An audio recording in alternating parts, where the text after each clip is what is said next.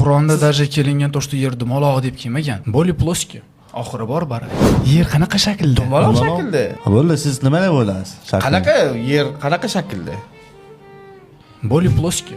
Oxiri bor baray yerda. Yer oxiri. Jigar. Bo'lmasa sizni o'sha xona olib kirib, o'shani o'rgatishgan ekan. Yo'q, Qur'onda darja kelingan toshda yer dumaloq deb kelmagan. Nok shaklida deb. Tuxum Tuxum shaklida. Tuxum shaklida. Tushundim. Qasadigan bo'lsa bari. Xo'p, mana qarang, yer oxiri qayerda? Qayerda bu? Nima deb o'ylaysiz? Oddiy insonlarga ko'radigan joy emas ular. O joylar. Antarktika nima запрещён zona qilib qo'yilgan.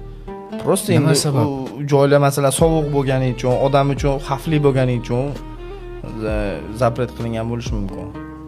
Odam -100 da ham yashayveradi, -150 da ham yashaydi. Ishoning.